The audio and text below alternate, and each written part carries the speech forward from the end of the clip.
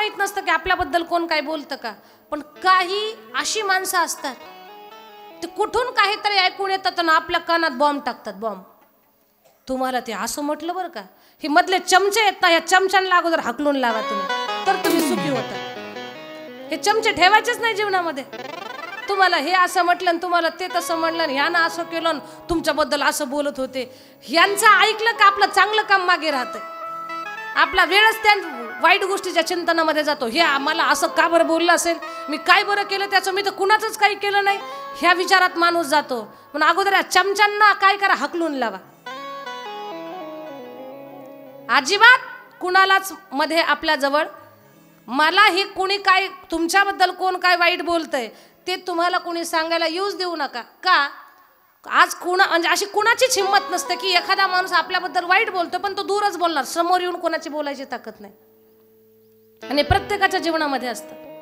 हा, समोर एखाद्या वेळेस कुणी जर आलं तर खरंच तुमचं चुकलं असेल तर मान्य करा, चूक नसेल तर त्याला सांगा बाबा ह्यात काही मी दोषी नाहीये. तुमच्या आमच्यासाठी लीला केली की कलियुगातल्या लोकांनी निष्ठेनं राहावं, एकमेकाशी श्रद्धेनं राहावं. आणि खरं सांगते मी तुम्हाला, खरंच रामायणाचा प्रत्येक घरात जर पाठ झाला, प्रत्येक शिकलेल्या पुरुषानं आणि स्त्रीनं जर रामायणाचा खरा अभ्यास केला तर सत्य सांगते मी तुम्हाला, घटस्फोट नावाची गोष्ट घराघरातून निघून जाईल. घटस्फोटच होणार नाही जर रामायणाचा अभ्यास केला तर. माणूस कशासाठी जागा सोडतो? पैसा आणि प्रतिष्ठेसाठी, त्याच्यासाठी जागा सोडतो. पण रामायण शिकवतं जागा सोडू नका, आहेत त्याच सुखानं राहा. आता भले तुम्हाला पैसा आणि प्रतिष्ठा भेटणार नाही, पण जेव्हा मरताल ना तेव्हा तुमचं नाव सगळ्यात सुंदर उंच स्थानी असेल आणि तुमचा आदर्श लोकांसाठी असेल. लोकांच्या अंतःकरणात तुमची जागा होईल. अरे बाई साधीच होती बरं, बिचारी सरळ होती पण सज्जन होती, अरे जगावं तर त्या बाई सारखं असं म्हणतील लोक आपल्याला. म्हणतील अरे माणूस साधाच होता पण नीतिमत्तेनं चांगला होता, वाणीमध्ये त्याच्या सत्यता होती, कुणाकडे वाकड्या नजरेनं सुद्धा पाहत नव्हता. भले जिवंत असताना मान कमी मिळेल पण मेल्यावर तुमचा नक्कीच गौरव झाल्याशिवाय राहणार नाही, तुमची लोक आठवण काढल्याशिवाय राहणार नाही. रामायण जर आपण अभ्यासलं ना तर घटस्फोट होणार नाही. लग्न झालेल्या मुलीचे फोन येणार नाहीत सासरून, आई माझी सासू खूप मला त्रास देते, म्हणणारच नाही ती तुम्हाला जर तिनं खरंच रामायणाचा अभ्यास केला तर. मायबाप वृद्धाश्रमात जाणार नाही ज्यानं रामायणाचा अभ्यास करेल तो. अरे तर माय बापासाठी लेकरू वनवासाला गेलंय पण माय बापाला विरोध केला नाही. आता माय बापाला काढून देतात, हाकलून देतात घराच्या बाहेर, स्वतः लाखाच्या बंगल्यात राहतात बायकोला घेऊन. आणि ज्यांनी बंगला बांधला ते रस्त्यावर भीक मागत फिरतात. रामायणाच्या अभ्यासाची गरज आहे. आणि खरंच लोहगाव मध्ये जो हा सप्ताह घडवून आणला, तुम्हाला भागवतही ठेवता आलं असतं, तुम्हाला शिवपुराण ठेवता आलं असतं, तुम्हाला देवी भागवत ठेवता आलं असतं, संत कथा ठेवता आली असती, अजून कुठली कथा ठेवली असती, पण तुम्ही रामायण घडवून आणलंय. आणि पहा ना, तुम्ही जे करताय ते बरोबर करताय याचे साक्ष देण्यासाठी 22 जानेवारीला आता याच वर्षात राम मंदिराच्या लोकार्पण सोहळ्याचा कार्यक्रम. याचा अर्थ आहे तुमच्या या कार्यक्रमाला सद्बुद्धी घालणारा किंवा आयोजकांच्या बुद्धीला प्रेरणा देणारा भगवान राम आहे. ही रामाची प्रेरणा आहे. आणि पुन्हा एकदा कार्यक्रमाचं आयोजन करणाऱ्यांसाठी टाळी.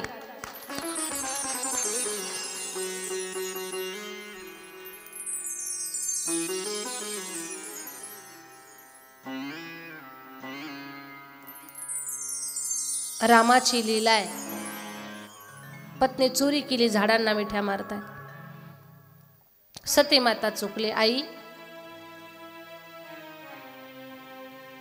ही लीला आहे. सती माता वापस गेली पण शिवजीनं ओळखलंय माझी सती सीता झाली, म्हणजे तिनं माझ्या आईचं रूप धारण केलं. आता हिनं माझ्या आईचं रूप धारण केलं म्हणजे हिचं ना माझं नातं आता बदललंय. माझी आई झाली, आजपासून तुझा आई म्हणूनच मी स्वीकार करणार. पत्नीत्वाचा संबंध त्यागलाय शिवजीनं. डाव्या भागाचं जे सतीचं आसन होतं ते काढलं, समोर टाकलं. जे ध्यान लावून घडवून गेले शिवजी ध्यानामध्ये, डोळेच उघडायला तयार नाहीत.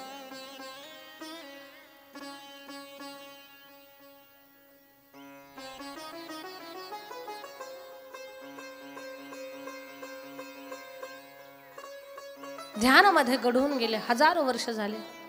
काही दिवसांना आकाश मार्गे विमानांची ये जा चाललेली होती. शिवजी ध्यानातून बाहेर आले.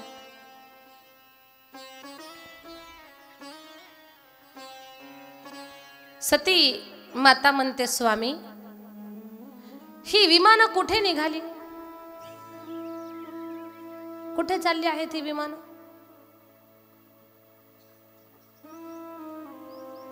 विमानं कुठे निघाली? शिवजीने सांगितलं, सती, तुझ्या वडिलांच्या घरी यज्ञ आहे आणि तुझ्या वडिलांच्या घरी जो यज्ञ आहे त्या यज्ञामध्ये या सर्व देवदेवतांना बोलावलंय. सती म्हणते, माझ्या वडिलांच्या घरी यज्ञ आहे आणि आपल्याला निमंत्रण पत्रिका सुद्धा आली नाही. सती बोलली, मग मी जाऊ का स्वामी? नाही सती, बिना निमंत्रण काही ठिकाणी जायचं नसतं. जिथे मारामारीचा प्रसंग आहे तिथे किती जरी बोलावलं तरी जायचं नाही. जिथे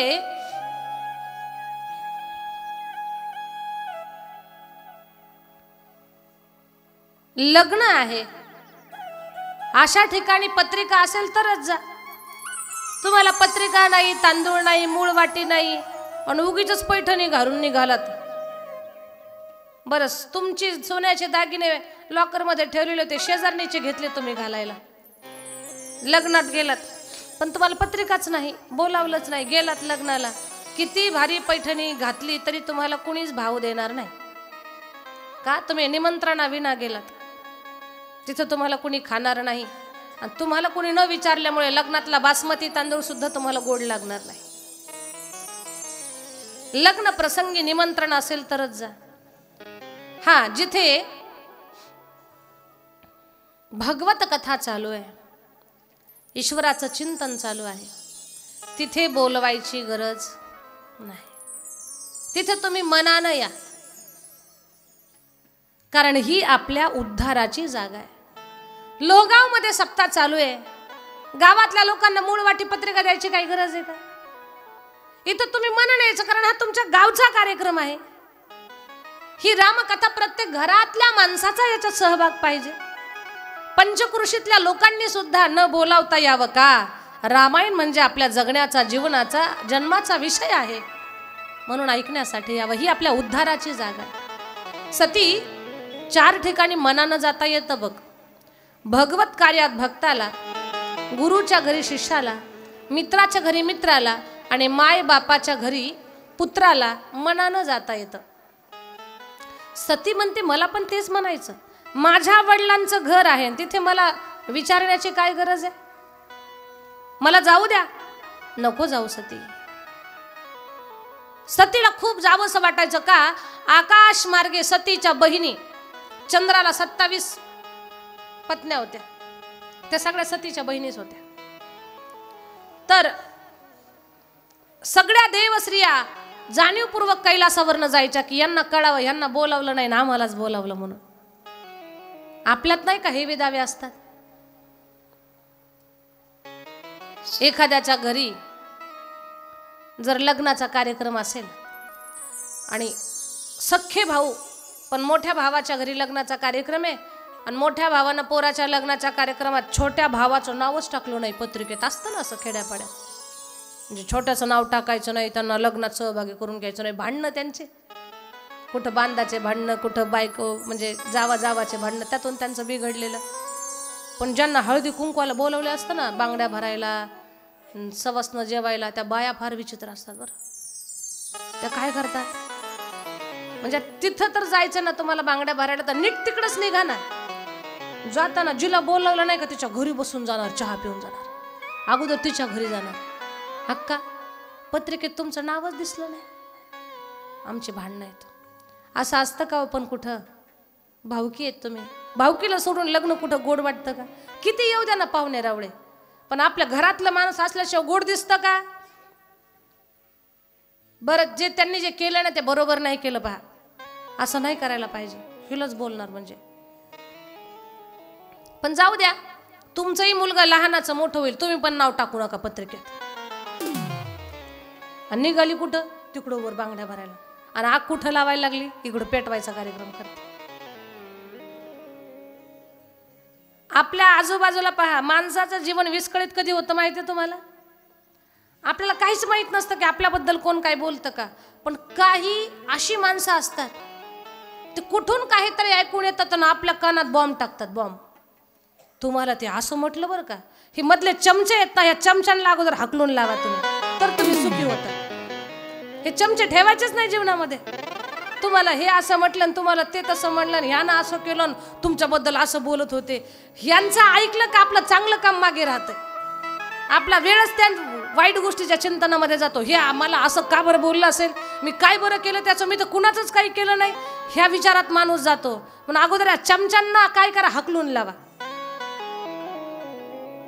अजिबात कुणालाच मध्ये आपल्या जवळ मला हे कुणी काय तुमच्याबद्दल कोण काय वाईट बोलतंय ते तुम्हाला कुणी सांगायला येऊच देऊ नका. का? आज म्हणजे अशी कुणाचीच हिंमत नसते की एखादा माणूस आपल्याबद्दल वाईट बोलतो पण तो दूरच बोलणार, समोर येऊन कोणाची बोलायची ताकद नाही. आणि प्रत्येकाच्या जीवनामध्ये असतं. हा, समोर एखाद्या वेळेस कुणी जर आलं तर खरंच तुमचं चुकलं असेल तर मान्य करा, चूक नसेल तर त्याला सांगा बाबा ह्यात काही मी दोषी नाहीये, पण समोरासमोर. पण त्याचा अगोदरच ताणतणाव टेन्शन घेऊ नका. लोकांची सवय आहे बाई, इथे एक बोलणार तिथं जाऊन म्हणणार बांगड्या भरणार. तुम्ही तुमच्या छोट्यांना नाही बोलवणार, तेच बरं केलं. काय त्यांचे तोंड, म्हणजे इकडं एक बोलायचं आणि तिकडे एक बोलायचं. स्त्रियांचा स्वभाव आहे, काही लोकांचा स्वभाव आहे. पण सती मातेला वाटतंय की मी जावं माझ्या आई वडिलांच्या घरी. महादेवाचा शब्द डावलून माता सती निघाली आणि आली तिथं वडिलांच्या यज्ञामध्ये. सगळ्या देवांना पूजेचं स्थान होतं पण महादेवाला पूजेचं स्थान नाही. या गोष्टीचं वाईट वाटतंय आणि सती आपल्या वडिलांना समजावून सांगते, बाबा महादेवाशिवाय हा यज्ञच पूर्ण होऊ शकत नाही. दक्ष महाराज म्हणतात, सती त्या महादेवाचं कौतुक तू माझ्याजवळ करू नको. अगं ब्रह्मसभेमध्ये सगळे माझा सन्मान करतायत आणि हा तुझा पती खाली बसला. मला प्रजापती पद प्राप्त झालं तर याला चांगलंच नाही वाटलं. सगळे उठून माझं कौतुक केले आणि हा खाली बसला. बाबा महादेव जिथे बसतात तिथे त्यांना समाधी लागते.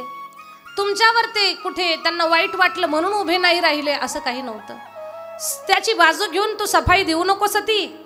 अगं माझंच चुकलंय.